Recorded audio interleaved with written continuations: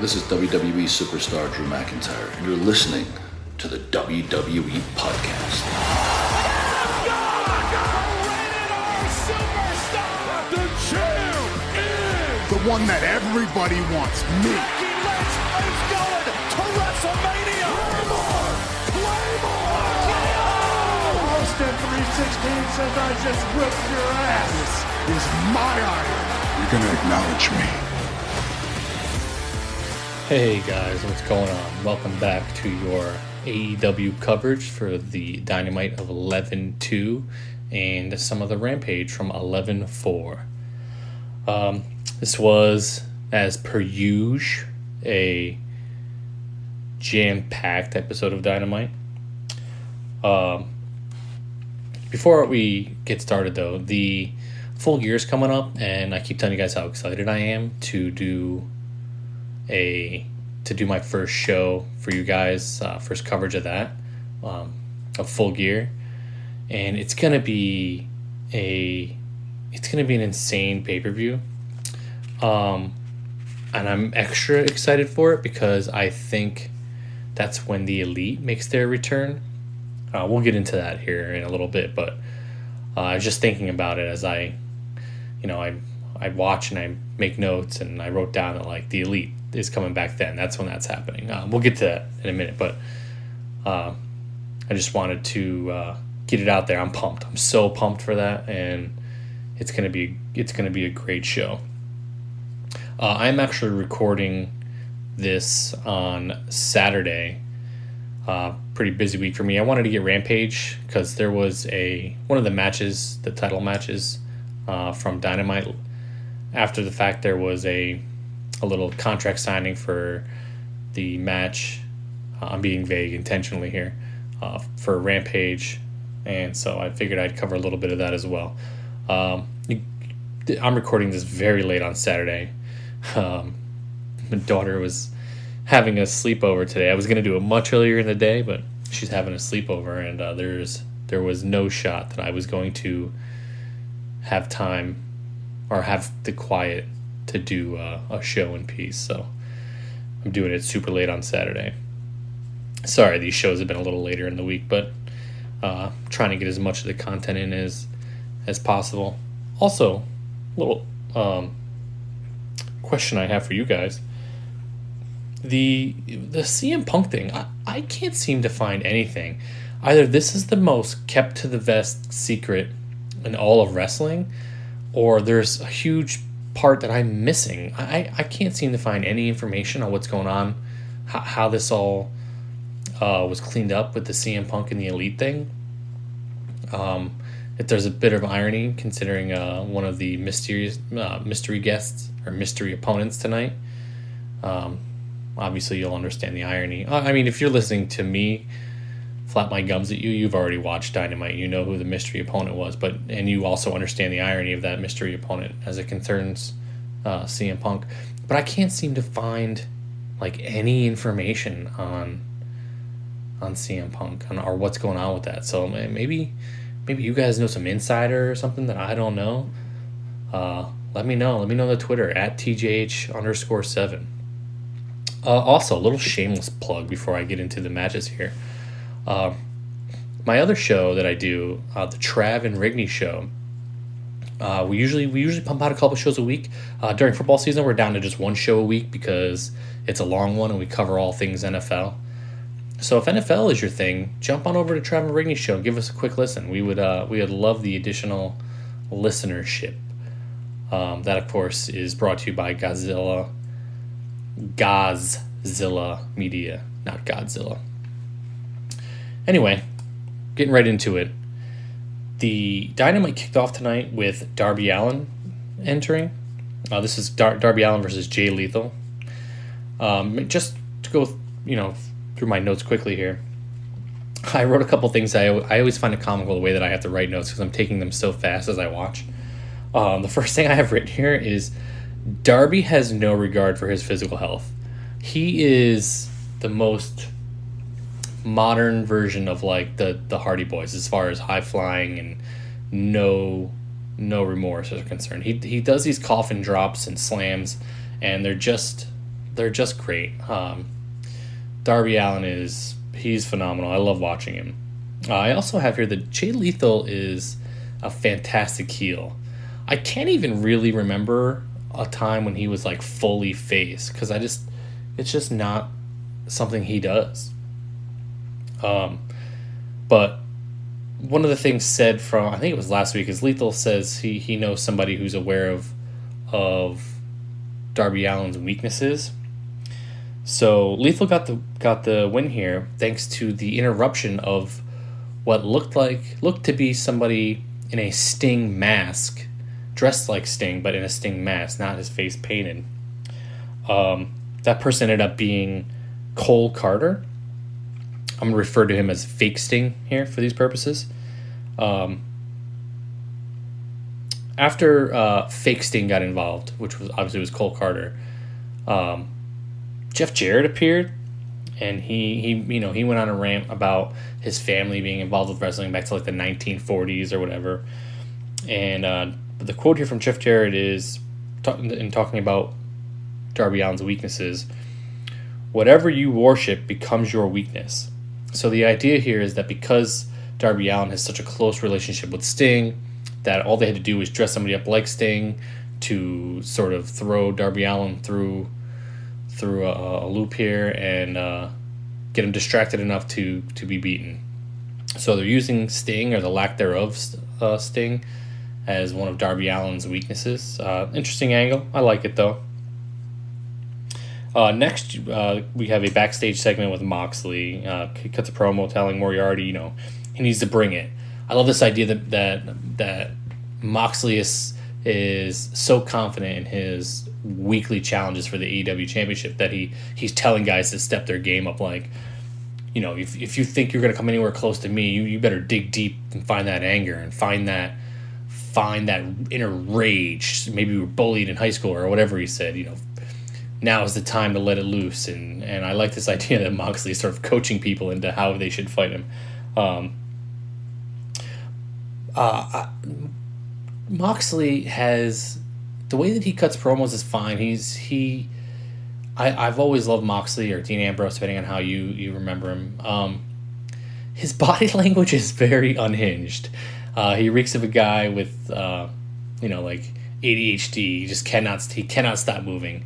Not that I'm shaming anybody or making fun of that. It's just he cannot stop moving, and he's very animated in his movements. If you could see me, which you can't, I'm doing a very John Moxley style moving. It's just very comical. I don't know how he takes himself seriously when he's cutting these promos. Next, there's a video package, and this is sort of what I opened the show with the Elite thing. There's a video package of the Elite, and it's somebody sort of editing, files, or the video files of matches that the Elite were in, Omega and the Young Bucks, and they're erasing them. Like, they're just sort of removing them from AEW's entire database. I don't know. Whatever it is that they're doing here, I'm very unsure of it, but I very much like it. So it's interesting. This is a very WWE style Bray Wyatt thing. They're making you guess and guess and guess, and I'm here for it. I love it.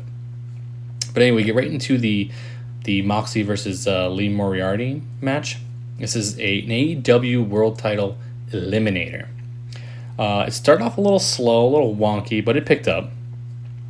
Ethan Page is on commentary, and I felt like he was very good. Just the way that the character he was playing, and sort of the way that he's rooting on Moriarty, sort of coaching him, but also being like, just in his corner, and I think it was very well done. Moriarty did tap out here, so Moxley once again gets a W. This isn't something you were going to be blown away by. This is one of those matches where you would have thought it had been fine, but you knew the outcome.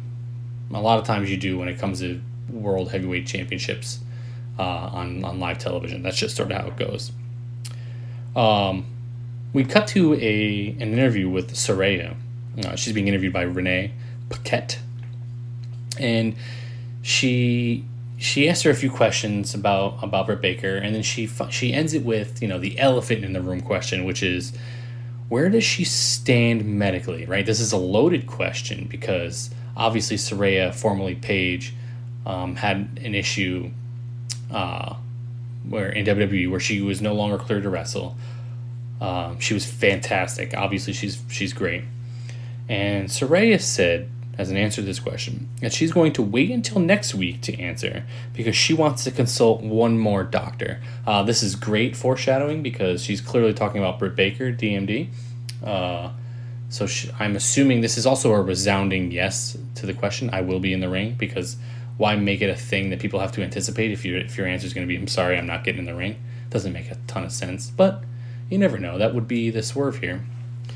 But I expect that to be the case. I like that she said, I have one more doctor to consult, as talking about Britt Baker. The place starts going absolutely bonkers, right? As they make their way back out to the arena area with the commentary talking. The place starts going nuts, and you're like, what the hell is happening? Apparently Lamar Jackson, this is the AEW is in Baltimore. Lamar Jackson and crew walked in, and place went absolutely crazy for them. Which is funny because Lamar Jackson was later brought up by somebody in a promo. But I thought that was funny that Lamar Jackson walked in and the place went nuts. An MVP chant broke out. It was great. Then Regal cuts a promo interview in the back saying MJF still isn't quite there yet with being a villain, or he's got a long way to go, I think is what he said. And I wanted to note that I love this dynamic that it's MJF versus Jon Moxley of the Blackpool Combat Club, but this appears to be a very singularly focused dialogue exchange between MJF and William Regal, right? So Moxley has very little to do with this feud at the moment. It's more about MJF being mentored in the weirdest of ways by William Regal, who's obviously a history of being a great heel. But I really love this dynamic that it seems to have nothing to do with Moxley and sort of everything to do with Regal and his sort of coaching of MJF to be better at being a heel. Next out, always a fan favorite, the Acclaim to celebrate Billy Gunn's birthday, Daddy Ass. And the Acclaim come out doing their rap thing, and I'm going to butcher this. I can't remember what he said. He said something about making him pay like Elon Musk. And I thought that was... The crowd did not like that at all. Politics aside, obviously I don't get into that kind of thing. But I thought that was hysterical if you know anything about what Elon Musk has been doing with Twitter. That was such a great one. I feel like the crowd either went over the crowd's head or they just didn't like it. I felt like, I don't know, it was a huge missed pop that they should have gotten for that comment. But this is normal Acclaim shenanigans. They're talking about scissoring, and they're giving Billy Gunn gifts in the ring, and at one point, they get a cardboard cutout of scissors from the stands or from a kid. They give it to Billy Gunn, and then they're attacked by Billy Gunn's actual son, the Gun Boys. They interrupt, saying, where was our invite? And then before you know it, Morrissey pops in, attacking the Acclaimed.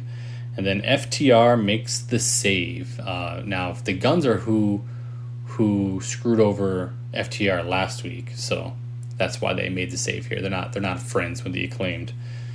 And then it cuts off next to Britt Baker interview with Tony Schiavone.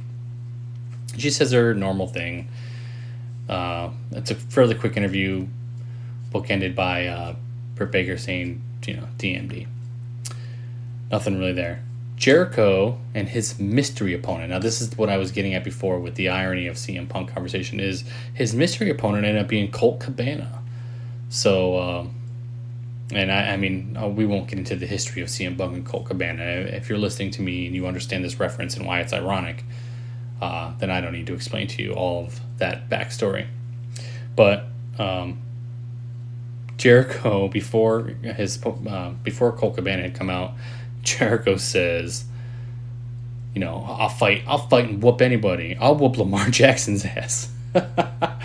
I thought that was so funny. Like, and then they cut to Lamar Jackson, and he like didn't even know how to respond because I don't even think they knew he was gonna be there. So like, this is just Chris Jericho winging it, and Lamar just sort of wasn't feeling it, or he didn't really do anything facial expression wise. But his opponent ended up being Colt Cabana.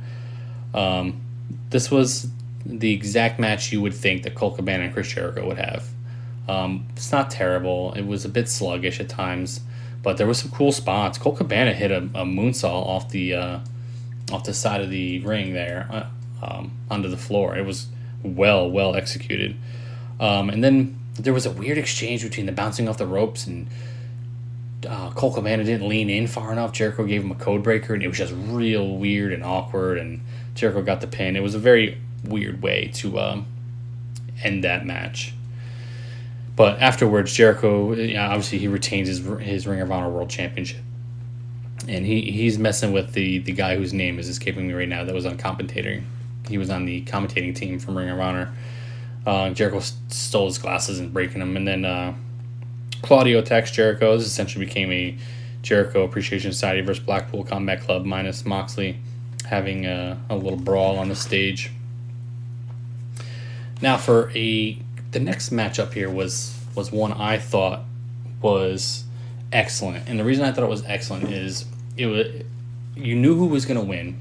I should say that. I shouldn't say you knew who was going to win. This could have went one of a couple ways, and it would have been a great surprise. I just had a pretty sound gut feeling of who was going to win. But this was Luchasaurus versus Rey Fenix and Orange Cassidy.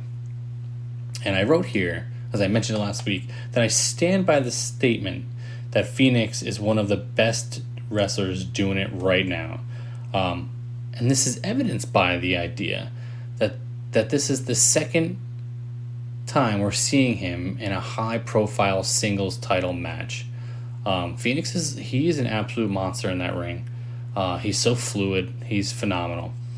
I wrote here, though, that before this match even started, right, because I told you that I expected that the winner of this match, that I wrote, and there's no way for me to prove this, so you just have to sort of take my word for it, but I had wrote that Phoenix takes the pin. And here's why I thought that. Whenever it comes to the powerhouse, he always has to be eliminated somehow without actually being pinned, right? And in this case, Luchasaurus is that powerhouse.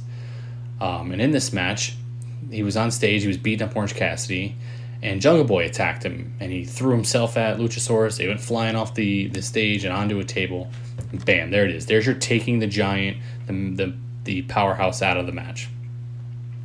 And because I assumed that Orange Cassidy wasn't dropping his All-Atlantic Championship, this was an All-Atlantic Championship match between Luchasaurus, Rey Fenix, and Orange Cassidy. And so because I knew that, or at least I had a pretty strong gut feeling that Orange Cassidy wasn't losing, that if you go by the outline that you have to take out the Giant first, and then the match ends with the other two in the ring, and Cassidy not dropping, that meant that Phoenix had to be taking the pin. That is what happened here. Pat tried to give Phoenix the hammer to use. He offered it, like, use it, and basically telling him embrace the heel. Phoenix chose not to, and so he got hit by the what do you call it, the orange punch? I never know what it's called. And he hit Phoenix with it and pinned him, and it's exactly how I thought it was going to go.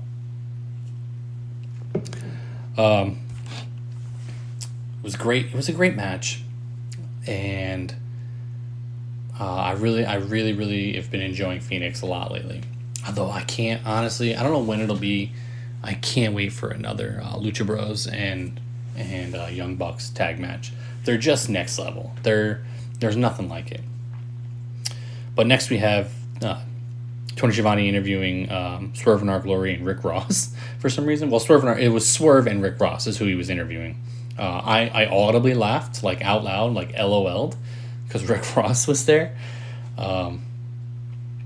And he was doing his thing on the promo-wise, Rick Ross was.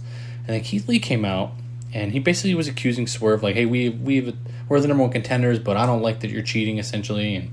And Swerve was like, whoa, with the accusations. And, they basically cheersed did a little toast, and that was the end of the segment. But there is a divide forming between Keith Lee and Swerve, and I'm here for it. I think it's gonna be fantastic when that eventually comes to head. Then we have I'm sorry, I blanked for a minute there. Jade Cargill's match here with Schaefer. This is the TBS Championship match. You have to excuse me, guys. I lost my spot in my notes, and also I have the worst handwriting you've ever seen. Like, I write it and then immediately can't read it. It's that bad.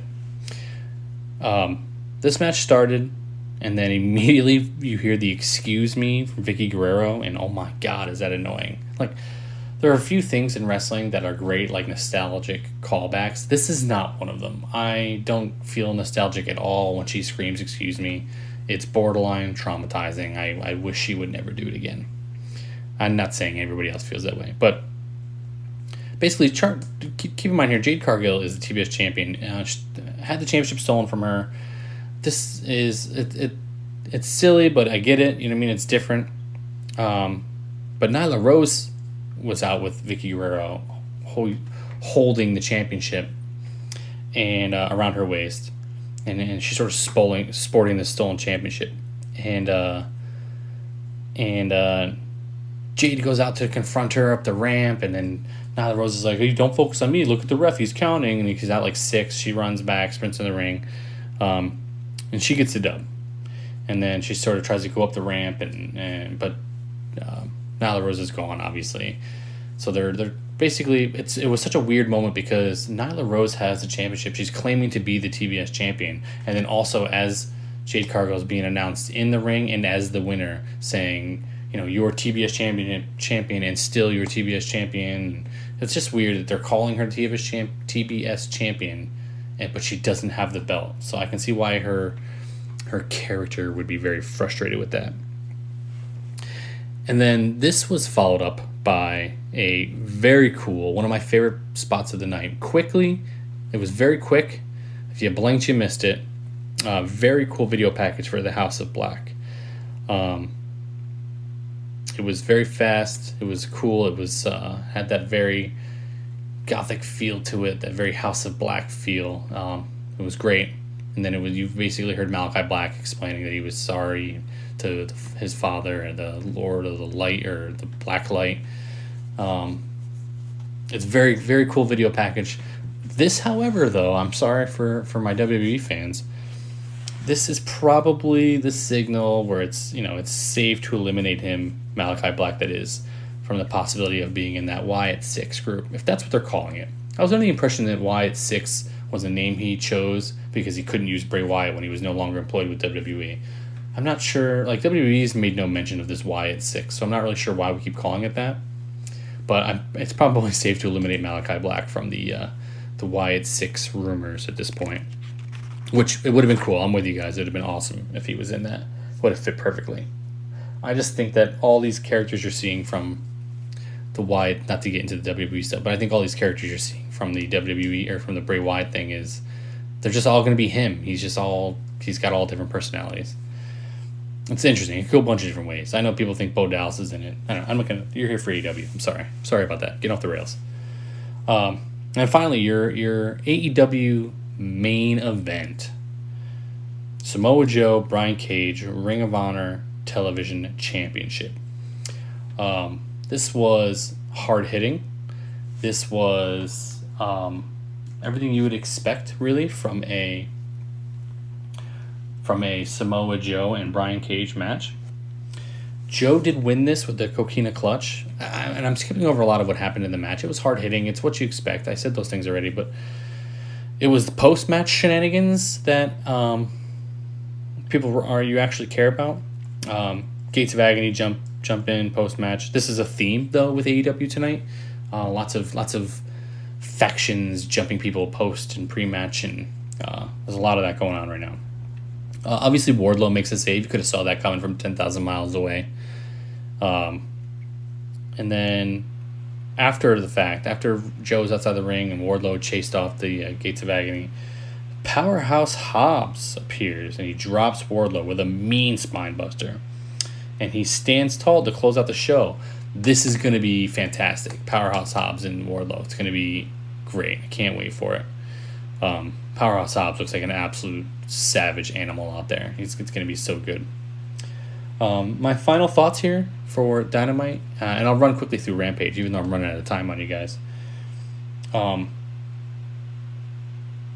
The Elite, I said this already. The Elite will appear at Full Gear as one of my final thoughts. I'm 80% sure about that. I think these video packages are of them being erased from things. I think is going to culminate in them appearing in some manner.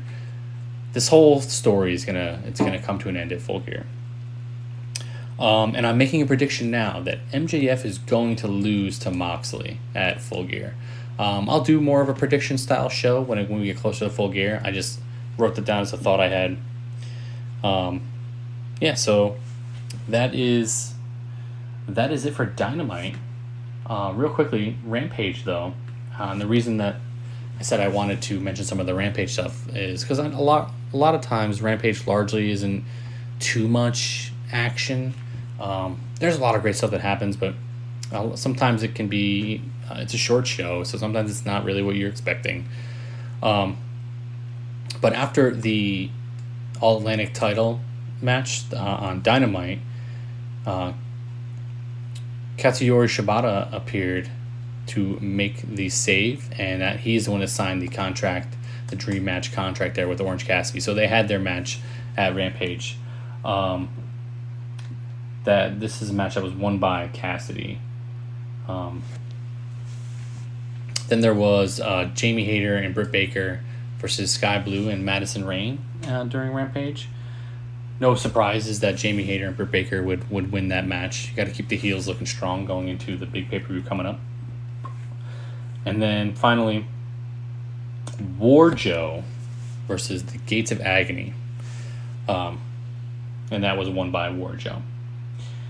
Post-match, Powerhouse Hobbs hits the ramp to let Wardlow know he's looking for the TNT title. So, and I forgot to mention that part that Wardlow was standing tall at the end of Dynamite while also holding the TNT title, to sort of making his statement as to what he's doing. So that is the end of it, guys. I apologize if it felt like I ran through it there. There was a lot of information to give you guys. This is a pretty slamming show, jam-packed. So I apologize if I flew right through that on you. But I appreciate you guys listening. I have a lot of fun doing this. I love the idea that I get to I watch and take notes. It's like I feel like a child. Like I can't believe this is something I get to do, and people might actually listen. I don't know how many of you are actually listening. Could be 1 or 2. Could be 0. That's fine. It's out there. And if you're listening, I appreciate it. But this has been a great time for me, guys. So again, if you want to yell at me about something, some of my takes, maybe some of my predictions, you think I'm an idiot, like, hey, idiot, you got to go to TJH_7 on the Twitter machine. Let me know. More people have been reaching out, so I do appreciate that. I'll keep dropping the Twitter handle every week just to make sure you have it available to yell at me or spark up a debate. I'm going to start trying to post some more polls and stuff, see if I can get more engagement happening. But yeah, that's it for me, guys. Thanks for listening. I'll talk to you next week. Thanks for listening to the WWE Podcast. Don't forget to subscribe on your favorite podcast app so you don't miss a show, or head to WWEpodcast.com. And for all of these shows ad-free, head over to patreon.com/WWE Podcast. Until then, we'll see you next time.